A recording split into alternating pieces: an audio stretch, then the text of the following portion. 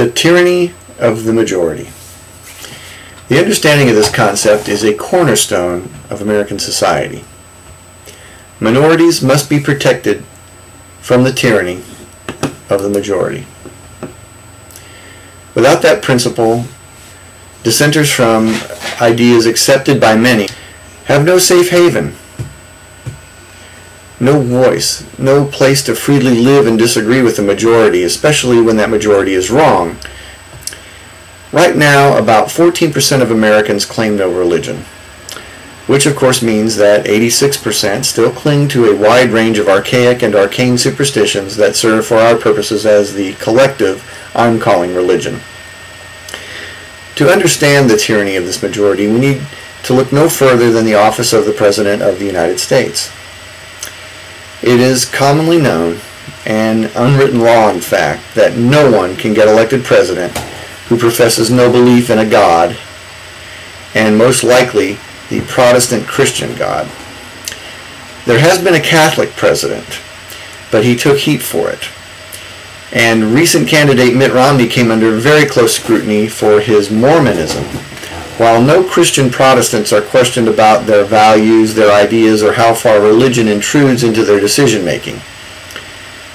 As the conspiracy theorists about Barack Obama show, Allah help you if you're a Muslim.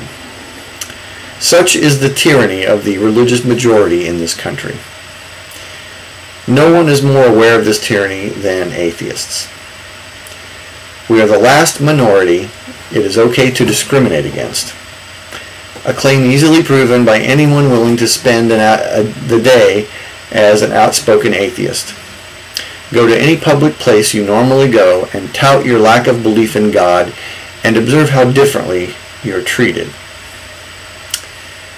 Wear a Darwin Fish t-shirt and observe the effect on the population around you.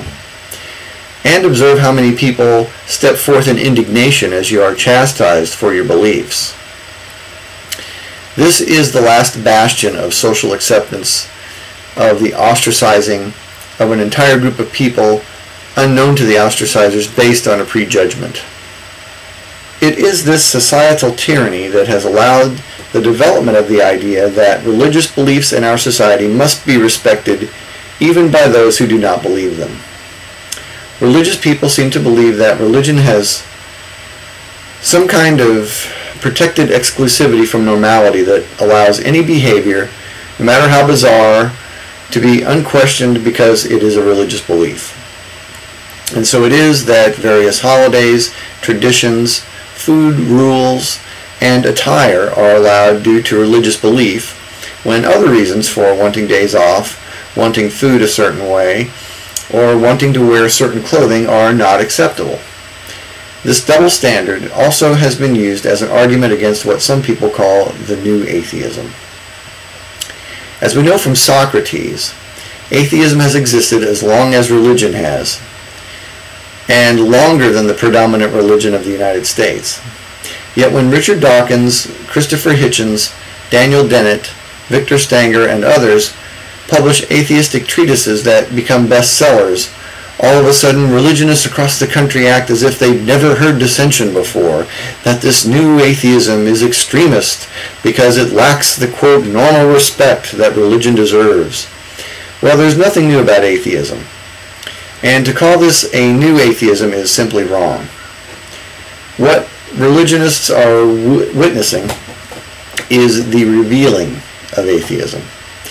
These books, as well as the internet, have given atheistic thinkers a voice they never had before. What's new to the religionists about this is that they can't shout down these people or dismiss them as they did in the old days. The new atheism is the old atheism being fucking heard. We aren't suddenly deciding that rudeness will be our tool here. We've never had any respect for religion.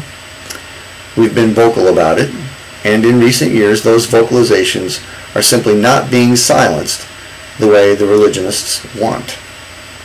The idea that you have to respect someone's belief is just dogmatic bullshit. If a religion embraced pedophilia and murder, no one would respect that belief system, and no one would be calling for it to be respected on religious grounds. This is because morality has nothing to do with religion. Christians who belong to the Ku Klux Klan believe that blacks, Jews, etc., the long list of groups they hate, are inferior to white Southern Americans, a set of beliefs no one outside the white supremacist movement has any respect for. This is because morality has nothing to do with religion.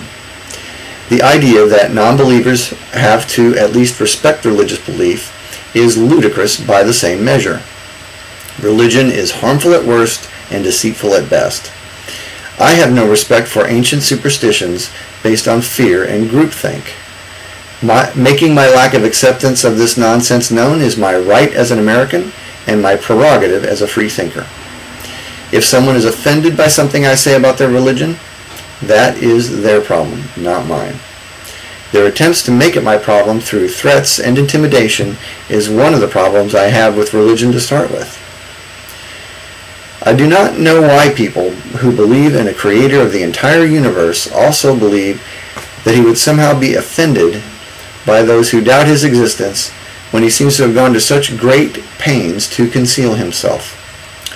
The idea that anyone deserves respect based on their religious convictions flies in the face of the same scientific thought and processes that religionists are happy to avail themselves of when it comes to preaching on television or the internet or using cell phones, automobiles, or aircraft.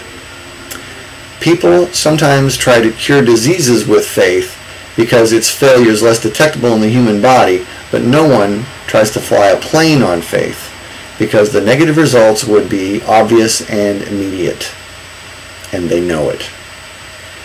This is the real reason atheists are feared as public office holders, and why religionists, who in other circumstances regard each other as heretics, will band together to fight against disbelief of their fantasies.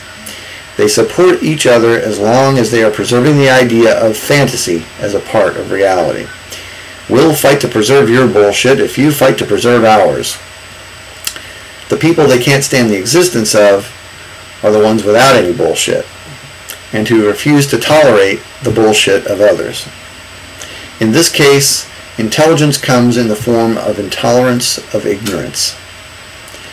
The voice of reason seems louder only because we refuse to bow down, refuse to maintain respect for nonsense, and we've shouted in no uncertain terms for God believers to clean the shit out of their ears.